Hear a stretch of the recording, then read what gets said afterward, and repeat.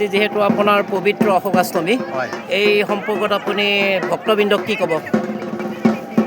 আজি পবিত্ৰ অষ্টমীৰ দিনত আজি মহাবাহু ব্ৰহ্মপুত্ৰৰ লগত আজি গংগা আজি বিলীন হৈ সমগ্ৰ দেশবাসীক আজি পুণ্যগামী অৰ্থে মহাষ্টমী আজি সমগ্ৰ বিশ্বই আজি তেওঁলোকৰ পিতামহ পিতামহ মাতৃ মাতামহ প্ৰমাতামহ সপ্তকুলৰ আজি পিণ্ড দিবৰ নিমিত্তে আজি এই মহাতীৰ্থত স্নান কৰি তেওঁলোকৰ পিণ্ড অৰ্চনা কৰিছে আৰু এই অৰ্চনাৰ দ্বাৰাই পিতামহসকলে পুণ্যগামী হৈ তেওঁলোকৰ স্বৰ্গৰ পৰা গৃহবাসী সমস্ত পৰিয়ালবৰ্গৰ প্ৰতি আশীষ প্ৰদান কৰে।